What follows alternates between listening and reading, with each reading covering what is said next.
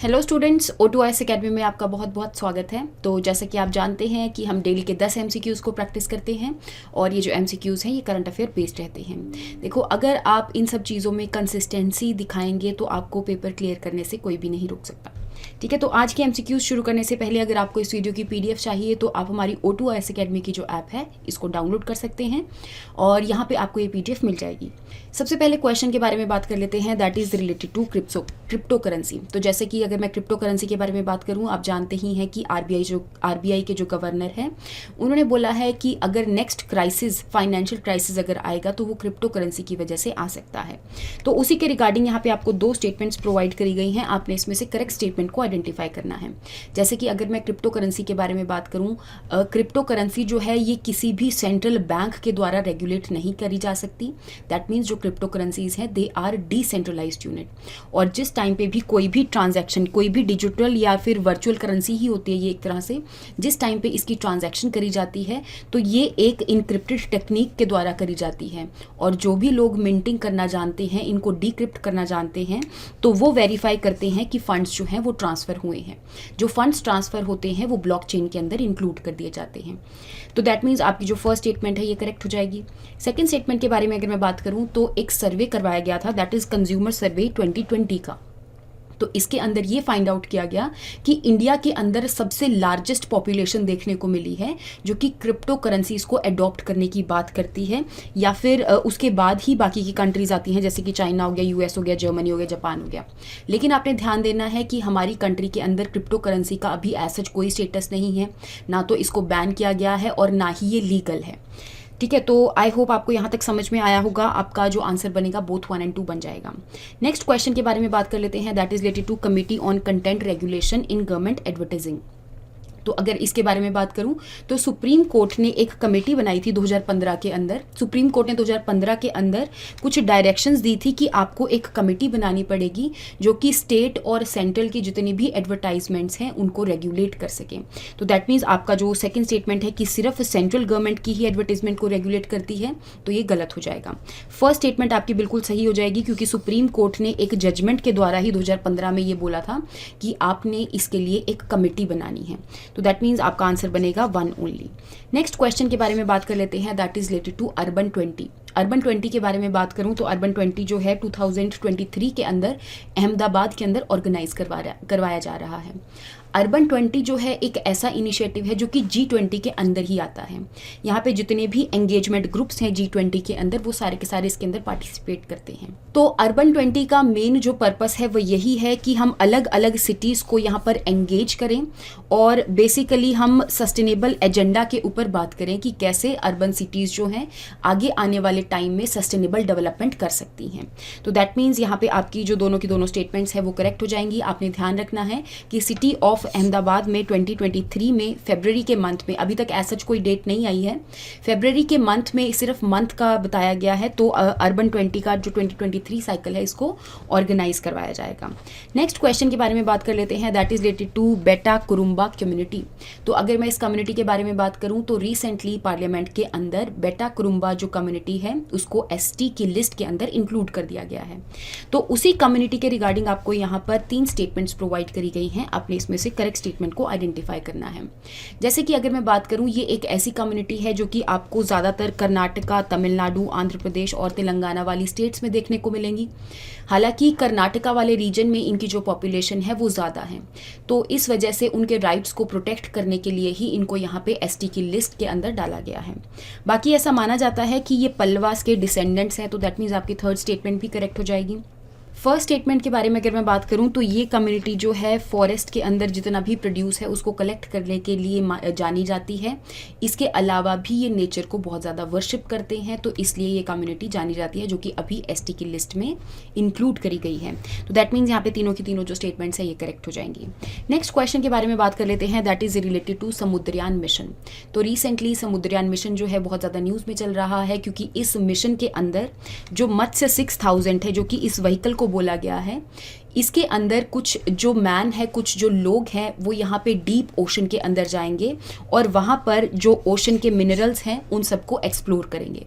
That means जो आपका मत्स्य 6000 है वो 6000 मीटर डेप्थ पे जाने की तो बात करता है, लेकिन ओशन के बेड पे जितने भी रिसोर्सेज हैं उनको एक्सप्लोर करने की बात करता है, ना कि कोरल्स को स्टडी करने की बात करता है। तो फर्स्ट स्टेटमेंट जो है ये आपकी इनकरेक्ट हो जाएगी। सेकेंड स्टेटमेंट के बारे में अगर मैं बात करूँ कि एक मिशन चला था, that is a deep ocean mission. Deep ocean mission के अंदर के तहत ही यहाँ पे अलग अलग मिशंस को चलाया जा रहा है। ये जो मिशन है 6000 करोड़ का एक मिशन था, जिसके अंदर समुद्रयान मिशन भी इंक्लूडेड है, जिसमें मत्स्य 6000 को बनाया गया है। तो दैट मीन्स यहाँ पे आपकी जो सेकेंड स्टेटमेंट है ये करेक्ट हो जाएगी। नेक्स्ट क्वेश्चन के बारे में बात कर लेते हैं, that is related to state of economy report.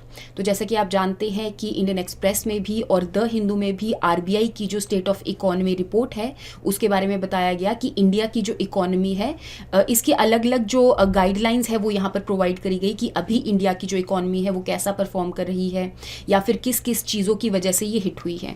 तो आपने ध्यान रखना है कि जो स्टेट ऑफ इकोनॉमी रिपोर्ट है इसको आरबीआई निकालता है। नेक्स्ट क्वेश्चन के बारे में बात कर लेते हैं, that is related to Srinivasa Ramanuja.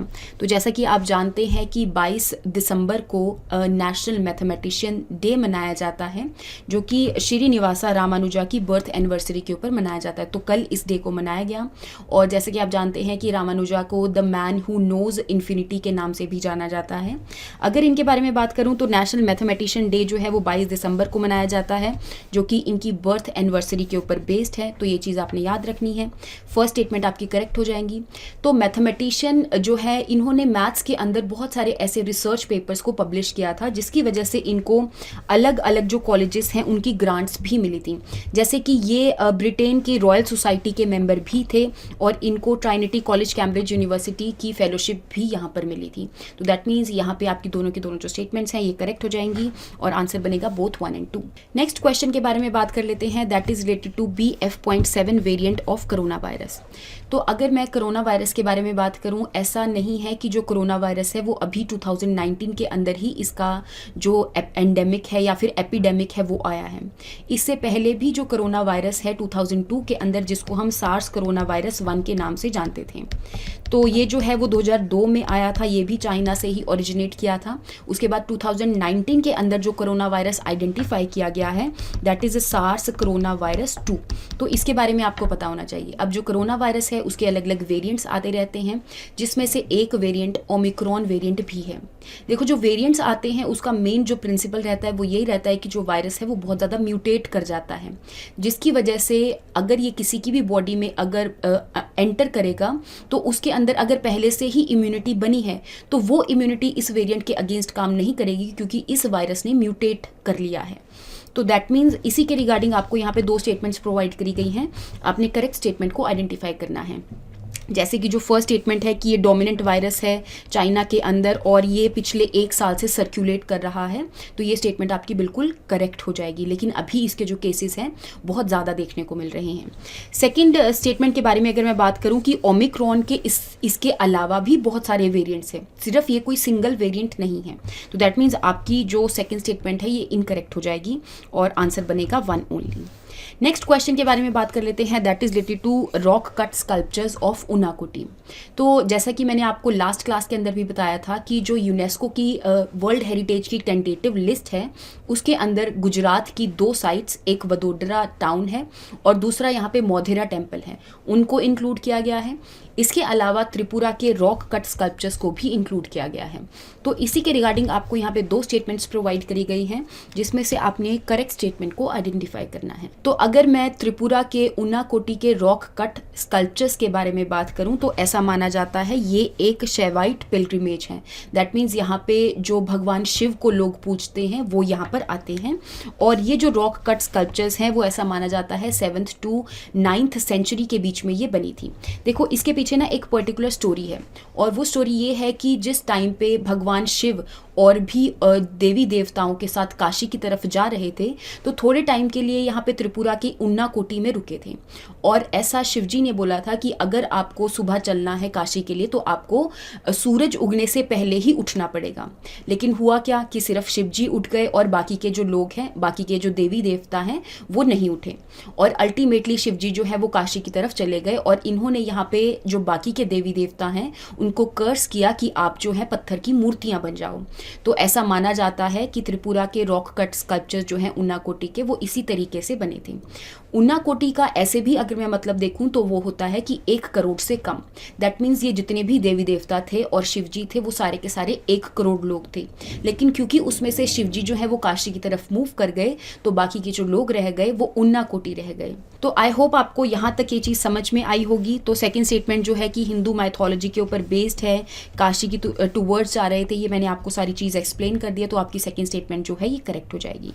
तो आंसर बनेगा बोथ 1 and 2। लास्ट क्वेश्चन के बारे में बात कर लेते हैं, that is related to appropriation bill. तो एप्रोप्रिएशन बिल के बारे में बात करूं, ये टाइम टू टाइम पार्लियामेंट के अंदर इंट्रोड्यूस करवाया जाता है ताकि यहाँ पे जो सेंट्रल सरकार है उनको खर्चे के लिए फंड्स तो चाहिए ऑफ कोर्स। तो ये जो फंड्स हैं ये कंसोलिडेटेड फंड ऑफ इंडिया से आते हैं। तो that means consolidated fund of India से फंड्स विड्रॉ करने के लिए एक बिल को इंट्रोड्यूस करना पड़ता है पार्लियामेंट में, जिसका नाम है एप्रोप्रिएशन बिल। और ये जो है एक पर्टिकुलर आर्टिकल के तहत ही सेंट्रल सरकार जो है कंसोलिडेटेड फंड ऑफ इंडिया से फंड्स को विड्रॉ कर सकती है और इसके लिए यहाँ पे पार्लियामेंट की अप्रूवल चाहिए होती है। तो दैट मीन्स यहाँ पे आपकी जो दोनों की दोनों स्टेटमेंट्स हैं ये करेक्ट हो जाएगी। आंसर बनेगा बोथ 1 and 2। तो आई होप आपको यहाँ तक जो MCQs हैं उनके बारे में समझ में आया होगा। नेक्स्ट क्लास में हम नेक्स्ट MCQs के साथ मिलेंगे। Thank you so much and have a nice day.